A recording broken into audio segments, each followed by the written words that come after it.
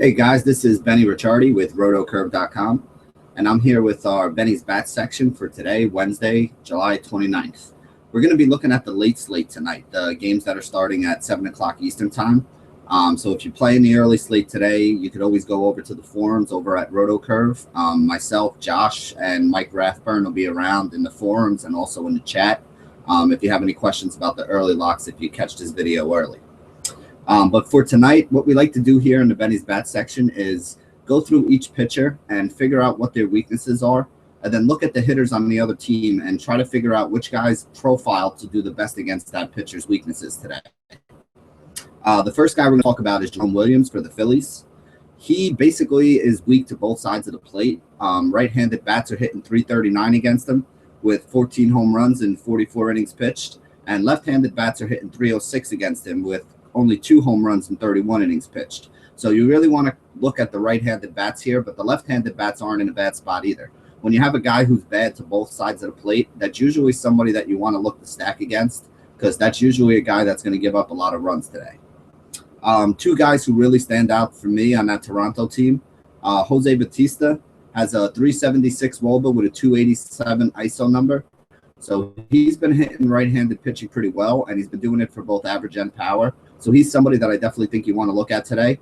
And the other guy who's been showing some power against righties, even though we usually like him against lefties, Josh Donaldson has a .364 WOBA with a .230 ISO number against right-handed pitching this year too. So I think both of those guys could be in play. They're the two big bats that you want to look at on that Toronto team. Troy Tulowitzki may be playing today. I don't know how serious that injury to Devin Travis yesterday was. So we'll have to see there, but just make sure you take a look at that lineup, because there are a couple guys that are injured, and there may be a couple guys who aren't playing today. So don't lock in those Toronto guys until you have a look at the lineup when the lineup comes out later. But against a guy like Jerome Williams, I think you can play a lot of these guys and still get away with it. Like I said, the two guys that really stand out on the numbers are Bautista and Donaldson. So if those guys are in the lineup, they want to be the first two that you look at. But I think a lot of these guys are going to be in play. I don't think Williams is a very good pitcher. Next guy you can look at, we're looking at Mike Foltynewicz from Atlanta. Left-handed bats have dominated him this year. They have a .351 batting average in 24 innings, which is a small sample size. But again, that's a pretty big number at .351. The one guy on Baltimore who really stands out to me is Chris Davis. He has a .350 WOBA with a .271 ISO number. Had a 2-home run game yesterday, has a lot of power, and really likes hitting against right-handed pitching. The other guy on the numbers who really stands out is Jonathan Shute. He's got a .429 WOBA with a .353 ISO number so far in his first 50 at-bats against right-handed pitching. Those numbers are huge. They're unsustainable, and regression is coming, but he is seeing the ball really well against right-handed pitching. So if you're looking for a cheap salary saver, he could be somebody that's in play, because he's been absolutely crushing it lately. Let's see. The next guy, you can look at. This is interesting. I looked at Doug Fister from Washington going up against Miami. And Fister kind of struggles with right-handed bats who are hitting .380 against them this year. But when you look at that Miami team, what right-handed bat do you really want to put in your lineup? Are you going to roll with a guy like Denny Hechavarria? Are you going to roll with a guy like a Casey McGee? I mean, none of these guys really have huge upside that makes me feel like they're guys I want to put into my lineup. As a cheap salary saving option, maybe. But there's nobody who really stands out on the numbers or stands out as a guy who I think you could use to attack Fister today. It's also in Miami, which isn't the greatest hitter's park. So I really don't think you got to reach too much in this game and try to look for a lot of Marlins bats. Next guy we can talk about is Chris Tillman. Tillman's been solid recently. Right-handed bats have been better against him with a 2-8 home runs in 49 innings pitched. But again, look at that. You look at that Braves team. What right-handed bat do you really want to throw in there today? The one guy who stands out on numbers against right-handed pitching is Freddie Freeman. He's got a .391 WOBA with a .249 ISO number. Homered in the first inning of the game yesterday, hit a 2-run blast. So he's somebody that you can consider. Tillman has been known to give up some home runs over his career, although this year he's been pretty tough on left-handed bats. So I don't know really how to go with that. It's not something that's jumping out of the page at me. But I don't think that Freeman's in a horrible spot, and I wouldn't argue with anybody who wanted to roll him out today. Next guy we can look at is Rick Porcello. Porcello's given up about a .287 batting average, equally to right-handers and left-handers this year. He's allowed 18 home runs already, 11 to left-handers and 7 to right-handers. So he's another guy that you can look at guys from both sides of the plate. So everybody in this game is pretty much in play. And the White Sox have been absolutely on fire lately. If you haven't been watching or playing these guys, they've been putting up some big scores. Melky Cabrera has been absolutely tremendous. He's putting up double-digit scores on DraftKings. Heck, he's putting up double-digit scores on FanDuel and Fantasy Aces lately. That's how good he's been playing. Jose Abreu starting to hit some homers. He's the guy who stands out the most on the numbers. 363 WOBA, 197 ISO score. You can use a guy like Tyler Saladino. He's batting second in that order. He's been getting on base with the way that guys like Melky and Abreu are hitting behind him. He's scoring some runs. Even Adam Eaton in the leadoff spot might be somebody that you can look at today. So the way Porcello's been pitching, I think you got to look at some of these Chicago bats. And the way these Chicago bats have been playing and scoring runs, I mean, there's really no reason to fade them. Next guy we can talk about is Jesse Chavez. Chavez has allowed left-handed bats to hit 286 against him this year with 7 homers in 51 innings. And that's bad because he plays the LA Dodgers today, who have a lot of left-handed bats and hit right-handed pitching pretty well. The one right-handed bat who would be in play is Justin Turner. Justin Turner, even though he's a righty, absolutely smashes right-handed pitching. He's got a 449 WOBA so far this year with a 273 ISO number. And righty-on-righty matchups, I mean, this guy is, and if you look at his price, like on DraftKings, he's been around 32, 34, 3,600 for the longest time. At that price, eligible at second base, I mean, I've been plugging this guy in my lineups almost daily. Definitely in a lot of my cash game lineups. He's even been in a lot of my tournament lineups because at that price, with the upside he has and the numbers that he's putting up right now, I mean, why would you not play this guy? Other guys that we can look at on that team, you got Adrian Gonzalez with a 396 WOBA, 267 ISO number. So he's another guy who's been hitting the ball well, also has some power. One of my favorite catching options today is Yasmani Grandal, 396 WOBA, 248 ISO number. So he's another guy that you can put in there. Jock Peterson, I wanted to talk about Jock. Jock is a guy for me who is strictly a tournament play at this point in his career. He's a feast or famine kind of guy. He's got a 364 WOBA, 255 ISO number. So you know he's got power. Everybody knows he's got power. You watch him hit, you can see the way the ball comes off his bat, and you can tell this guy's got power. The problem I have with him is he's a guy who either hits you a home run and gets you a good score or goes 0 for 4 and kills your lineup. So I can't use a guy like that in a cash game. Even when he's in a good matchup, I just feel like he's too volatile. But for a tournament, yeah, he's definitely a good play because he does have that upside where he can, if he gets a hold of one, he hits a home run for you. Maybe he adds another hit and a stolen base and a run scored. He's going to wind up with 21, 22 DraftKings points. And it was one thing when you had to pay $4,900 earlier in the year for this guy. But his price now on like a DraftKings is down to $3,800. He's down in the low 3s instead of the low 4s on FanDuel. Over on Aces, he's still a little expensive. I think he's like 48 or 49. That's still a little pricey for me. I'd rather pay up a couple $100 for someone that I'm sure of. But again, if you're playing on DraftKings, I think $3,800 for a tournament play with his upside is not a bad idea. Andre Ethier is another guy who makes some sense.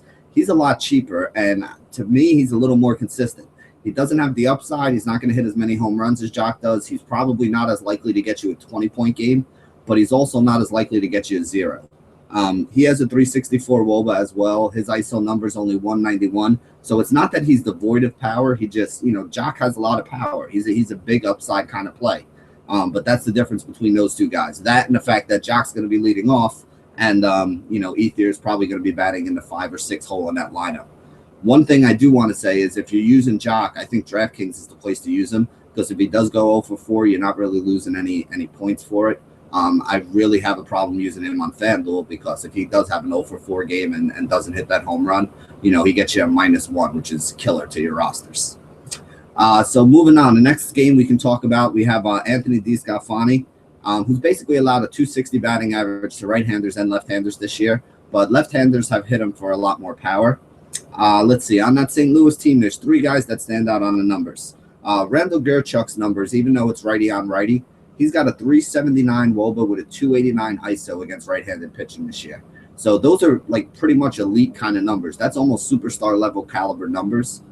So he's a guy only 23 years old that I definitely think we're going to be looking at in the future. Next 2 guys are obviously the 2 guys we always look at, the 2 left-handed bats. You got Matt Carpenter at 365 WOBA, 179 ISO. He's a solid cash game play, as I always recommend. Again, he's not the guy that gets you 20, 25 points, but he's the guy that gets you a consistent 8 to 12 points every game. And, there's a lot of value in that as well, especially with his price that has come down a little bit. Next guy is Colton Wong. Colton Wong does have a little bit more power, which is surprising to say about a second baseman. But again, he hit the grand slam the other day. He's been hitting some big home runs in righty-lefty splits. He's got a 363 WOBA, 191 ISO score. And again, against a guy like DeScalfani, I think he could be another one that's in play. We got R.A. Dickey on the mound today for Toronto. Right-handed bats have hit 261 against them with 17 total home runs. Now, I wanted to use this as a little bit of a teaching point. R.A. Dickey is a knuckleball pitcher, obviously, and there are very few of them, if any of them, besides him left in the league. I think there's one or two other guys that throw the knuckler. So when you're looking at a knuckleball starter, that's the one time where I think that the WOBA and the ISO numbers aren't important. Not that they're not important at all, but you really got to downgrade them. And what I usually like to look at is BVP. Like Ryan Howard is 3 for 10 against Dickey lifetime from his days with the Mets. There's not much there. That's an okay number. It's decent. Nobody really stands out. A lot of these Phillies batters are young guys, so they weren't on the Phillies when Dickey was still playing with the Mets. So there's not a lot of BVP history to go on here. But when you do have a pitcher like Dickey, who's a knuckleball pitcher, I think it is a good time to look at BVP and see. Earlier in the year when they played against the Chicago White Sox, you look at his BVP, and Jose Abreu had 2 home runs and 4 at-bats against them last year. You played Abreu, boom, Abreu went yard, and now he has 3 home runs and 8 at-bats or something like that against Dickey. So I think the BVP is something that's very important to look at when you're looking at a knuckleball pitcher. But again, like I said today, the only guy who really kind of, even stood out a little bit was Ryan Howard with his 3 for 10 performance. One guy who I do think you can look at today, though, Dickey struggled with right-handed bats. Like we said, he's given up 17 total home runs, a lot of them to right-handed bats, and he's given up a 261 average. So I think Miguel Franco might be somebody you can look at today.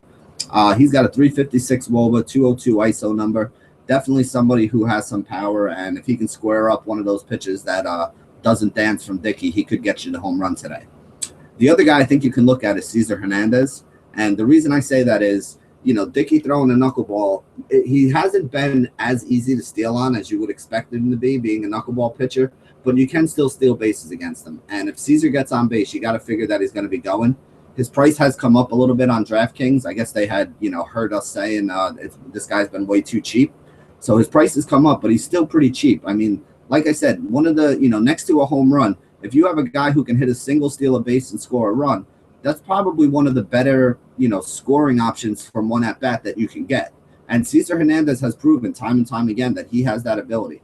He's a little above 3,000 today. So if he does that for you, he basically gets you 3 times value. It's like playing a power hitter at 5,000, hoping he hits a home run to get you the value. It's the same thing. You play Cesar at 3,000, he gets a hit or a walk, steals a base, scores a run. He's got you that 3 times, 3 points per 1,000 that you really look for to help boost your roster and give you a score up in the, mid 120s to 150, somewhere in there, where you should be able to cash in your cash games and be close to getting into the money on those, those tournament rosters as well. So the next guy we can look at is Tom Kohler. Kohler's got a low batting average this year, but he has allowed 11 home runs and 58 innings pitched to left-handed bats. So the one guy who really, really stands out on WOBA and numbers and everything else is Bryce Harper in this matchup. Harper's got a 481 WOBA, 366 ISO number, but he's also been getting walked a lot lately because he doesn't have any protection in that order. That's my only fear today. This is a great matchup for Bryce Harper, but Kohler's not a dumb guy, and I think that he's going to try to pitch around Harper, or at the very least not give him anything to hit. If he walks him and puts him on, that's really probably better than throwing him some strikes and giving him a chance to hit a home run. But I still think that one way or another, Harper is going to be a pretty solid option today. Like I said, just based on the numbers, he's the guy that stands out. 481 WOBA, 366 ISO. I mean, those are the numbers that we look for a guy with home run upside and, someone who can get a lot of hits. Let's see. You got Bartolo Colon going up against San Diego at home. Now, I am probably the worst at picking Colon. Whenever I stack against him, he goes 7 innings of 4-hit ball. And whenever I say, yeah, you know what, he's doing good, I'm going to take him and put him on my roster, he gets shelled for 6 or 7 runs. Now, the thing that he struggled with most has been left-handed bats who have hit 306 against him with 7 home runs and 51 innings pitched. But again, San Diego doesn't have any left-handed bats. You got Solarte's a switch hitter who will hit from the left side. You got Yonder Alonso. One guy who I might like if he's in there is Will Venable. Venable's got some really good underlying numbers. He just doesn't get enough playing time. He actually led off yesterday, and I think they're trying to showcase him. There's been rumors that he's going to be traded. I've heard that he might go to Chicago is very interested in him. I heard a couple other teams' names bandied around there. So I think he could be somebody that, that could be a sneaky option today. Again, though, Citi Field is the worst park in the majors for hitters, arguably along with San Diego. So I don't really like targeting a lot of guys there. You're not really looking for a lot of offensive explosions coming out of Citi Field.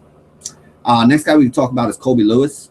Left-handed bats have hit him better with a 265 average and 7 home runs in 73 innings. And he's going up against a pretty lefty-heavy Yankee team today. Guy who stands out to most of me is Mark Teixeira. Back down there in Texas, we've been seeing the ball flying out of that ballpark. You got a 399 WOBA with a 326 ISO number coming from Tex. So I think he could be somebody that's definitely in play. You got Brett Gardner, 377 WOBA, 180 ISO number. I think he's in line for a good game here today. And A-Rod with a 375, even though it's a righty-righty matchup. It's got a 375 WOBA and a 229 ISO number. So he could be in line for a good game today. I don't like the fact that his price is jacked up because he's had all those home runs lately. But I do think that he could be in line for a good game. You could also look at a guy like Jacoby Ellsbury or Brian McCann. If you wanted to stack up that Yankees team today, I don't think that would be a horrible thing. But I do think it's going to be a pretty popular thing to do. So I don't know if I would really recommend going that route. Next guy we can talk about, we got Jose Quintana pitching for the Chicago White Sox. He threw a gem last out. I think he had 41 DraftKings points or something like that. Struck out a ton of batters. He was just phenomenal. But right-handed bats have been his kryptonite this year. They're hitting 294 against him with 8 home runs and 100 innings pitched. And there's not a lot that stands out on that Boston team. That Boston team has actually struggled with left-handed pitching this year. One guy who does stand out is Xander Bogaerts. Bogaerts is back in the 3-hole for that team. He's got a 390 WOBA and a 122 ISO number. So Bogaerts is definitely somebody who I think you can look at your shortstop position today. If you're playing on DraftKings, you could also look at Hanley Ramirez of the shortstop position if you're looking for some upside. His WOBA is only 347, but he does have a 256 ISO number. So that means he's a good candidate for a home run today. He's flashed a lot of power against left-handed pitching. And we know Quintana throws the ball pretty hard. So if he makes a mistake, I think Hanley's a guy that can take him yard. Last guy I want to talk about is John Lackey. Lackey's given up a 260 batting average to both sides of the plate with only 10 home runs and 131 innings pitched. So he's been pretty good. He's not a guy that you want to take a lot of bats against. Right-handed bats, though, he's a little bit of a reverse splits guy because right-handers have had a higher average against them over the last 3 years. So the one guy who I do think is in play here is Todd Frazier. He's got a 365 WOBA with a 249 ISO number. So those are really, really good numbers that he has. Again, I don't think this is the greatest matchup in the world, and Frazier hasn't been killing the ball lately, but it is something to consider if you're looking for a third base option today. There's a couple guys I'm not targeting against. Lance McCullers is 197 to left-handed bats, 221 to right-handed bats. And again, there might not be a Trout or there might be a banged-up Trout in that lineup for the Angels today. So I don't see a ton of upside with them. I think McCullers is a decent option. The reason I don't love him, though, is because I think Garrett Richards on the other side of that game is also a decent option. Both of these guys have been studs. Richards basically allowed like a 230 batting average to both sides of the plate. He's got an ERA of 3.25. He's not a huge strikeout guy, but he does strike some guys out. And I think he's a very underrated pitcher. I don't think he's as great a fantasy pitcher because he's not the guy that strikes out, 10 or 11 batters per 9 innings. But this guy just doesn't give up a lot of hits, doesn't give up a lot of runs, always solid, keeps his team in the game. So that's why I'm a little bit, I don't know which way to go with that McCullers Garrett Richards thing. So we're going to have to see what Josh says about it in his pitching video in a little bit. You also got Tyson Ross, not really trying to target anybody against him. He's been pretty good lately. You got Clayton Kershaw. I never want to target anybody against him. Masahiro Tanaka is actually an interesting case. I just wanted to mention this to you guys. He's only allowed a 215 batting average to both sides of the plate. So he hasn't been giving up a lot of hits. He's been pretty dominant. But the thing that he has struggled with is he's allowed 15 home runs in 82 innings pitched. Most of them have been solo shots, though, because he doesn't let anybody on base. But again, if you're looking for guys that you can use in fantasy, Texas, if you can find some of those guys on Texas that might be able to hit a home run today, you might be able to get a solo shot out of somebody, which, you know, if you're only paying $4,000 for him, is perfect value. That's a great return. The guy who I think is in the best spot for that is Mitch Moreland. He's got a 401 WOBA with a 288 ISO score. So he has the highest isolated power score of anybody on that team, which leads me to believe that he would be the best home run candidate. He's got the most home run upside on that Texas team today. So I think if anybody gets to Tanaka today, there's a good chance that it could be Moreland in Texas, which is the balls have been flying out of. So that basically wraps it up. We only have, I think there's only 8 or 9 games on the slate tonight. So we don't have as many options. As you notice, I broke the threshold rules a little bit to make sure I had enough guys to talk about. We usually like 360 and 200 as our WOBA and ISO scores. But again, on a 9-game slate, excuse me, on a 9-game slate, you can't be super picky. So if you got guys that come close to those thresholds, we made sure we mentioned them today. So like I said, this is the short list. This is, you know, how you start your research. You get these guys, you wait till lineups come out, you add in some of the value plays to it, you put them all together, and hopefully it's another profitable night for everybody. So thank you for joining us here at rotocurve.com. This has been another edition of Benny's Bats. And as always, stay classy, DFS.